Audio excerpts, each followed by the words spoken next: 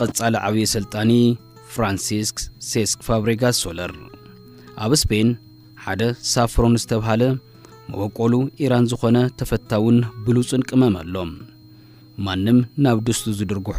ልሙድ ቅመም ኣይኮነን እቶም ረኸባት ኳስ ሳሕቲ ዝጥቀሙሉ ኣዝዩ ክባር ናይ ፀብሒ ቅመም እዩ ልዕሊ 250,000 ዕምባባታት ክሮክስ ዝተባሃለ ቆጽሊ ምስ ካልኦት እተሆታት ተዳሚሩ ብእሪ ቁጽሪ ዝዳሎ ዋጋው ድማ ንኪሎ ካብ 30 ክሳብ 40 ዩሮ ዝግመት ምቁር ቅመም ውልደቱ ላማስያ ዕቤቱ ድማ ሰሜን ለንደን ዝነበረ ሓደ ሳፍሮን ነይሩ ብርግጽ ሕዝውን ኣሎም ሽሙ ድማ ፍራንሲስክ ሴስክ ፋብሪጋስ ሶለር ይበሃል ምቁርን ክባርን ስፔናዊ ልክዕ ከም ተቅመም ዋላ ዝረእይዎ ኩሎም ይመስክሩ ምግናን ከይመስል እምበር ኩዕሶ በዓይን መርፍ ዝሕልፍ ጥበበኛ ይነይሩ ኣፍቀርቲ ኩዕሶ ዓድና ብፍላይ ደገፍቲ አርሰናል ድማ ቀመም ይብልዎ ነይሮም ታ ኩዕሶ ሒዙ ነገራት ከመይ ከም ዝቅምም ስለዝፈልጥዎም በሓጺሩ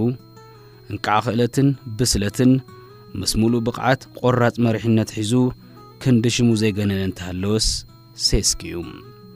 ዕሸል ኮይኑ ነታ ዕድል ዘይሃበቶ ባርሰሎና ራሕሪሑ ናብ ሰሜን ለንደን ምስገሸ ኣብ አርሰናል ዘይከም ዕድምኡ ክደምቕ ግዜ ወሰደሉን እምነትቶም ድሕሪ መውጻእ ፓትሪክ ቬራ ዝተሻቐሉ ደገፍቲ አርሰናል በአጉ ይረኺቡ ብዛዕባ ክእለትን ጥበብን ሴስክ መፍቀርቲ ስፖርት ምዝርዛር ዳርጋን ቀባር ምርዳዩ እንተምንታይስ ፈለማ አርሰናል ቀጺሉ ድማ ኣብ ሃገራዊት ጋንታ ስፔን ባርሰሎናን ቸልሲን ዝዓመሞ ፍሉጥ እዩ ሴስክ ጥበበኛ ጥራሕ አይነበረን ቆራጽ መራሕውን ነይሩ ገና መንእሰይና ህለወ ኣብ መበል 21 ዓመቱ ሓለቓ ጋንታ ኮይኑ ብኸመይ መንገዲ ጋንቱ ከም ዝመርሐ ኩሉ ዝፈልጦ እዩ ሴስክ ሪኢና ከይጸገምናዮም ኣብ መበል 36 ዓመቱ ጫምኡ ድሕሪ ምስቃሉ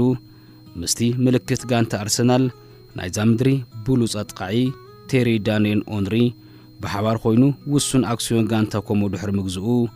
ኣሰር ኣያታቱ ብምስዓብ ናብ ሞያ ምስልጣን ካብ ዝኣቱ እንሆ ዓመታት ተቆጺረሎም ኣብ ሕሉፋት 2 ዓመታት ተሓጋጋዘ ስልጣንን ጊዜያዊ ስልጣንን ኮይኑ እናገልገለ ድሕሪ ምጽናሕ ነታ ተወካሊት ሎምባርዲ ዝኾነት ዘይከም ዕድማ ታሪክ ተሳትፎ ስኩዴቶ ሓሪምዋ ዝነበረት ጋንታ ኮሞ ድማ ኣብ ምስልጣን ይርከብ ብቁንጣሮ በጀት ብውሑድ ደገፍ ጎዮም ዘይጸጉ መናእስያት ሒዙ ዝሰርሖ ኣዝዩ ሰሓቢ ጋንታ ድማ መዘራረብ ዛዕባ ፍቅርቲ ኩዕሶ ካብ ዝኸውን ውዒሉ ሓዲሮሎም እዛ ብልዑል ብጽሒ ዘለዎም ኢንዶኔዥያውያን ነጋዶትን ባኾትውነን ጋንታ ካብ ትምስረት 118 ዓመታት ዘቑፀረት ዋላ እኳ እንተኾነት ልክዕ ከምተን ዕሸል ጋንታት ጣልያን ኣብ ዝሓለፉ 21 ዓመታት ካብ ተሳትፎ ስኩዴቶ ጣልያን ተሓሪማ ጸኒሓ እያ ሕዚ ግን ብመሪሕነት እቲ መንእሰይ ሰልጣኒ ናብ መደብ ዓበይቲ ጋንታታት ጣልያን ክትጽምበር ተማዕዶ እያ ዘላ እዚ ውድ 38 ዓመት ስፔናዊ ድማ በአጉ ኣሰር ደቂ ዓዱ ፔፕ ጋርዲዮላ ዣቢ አሎንሶ ሚኬል አርቴታን ዣቪ ሄርናንዴዝን በመስዓብ ኣብ መድረኻት አውሮፓ ንምድማቕ ጉዕዝኡ ጀሚሩሎም ኣብዘን ቀረማ መዓልታት ድማ ብውስናት ማዕኸናት ዜና ሽሙ ምስ እንግሊዛዊት ጋንታ ማንቸስተር ዩናይትድ ኣብ ምትሓዝ ይርከብ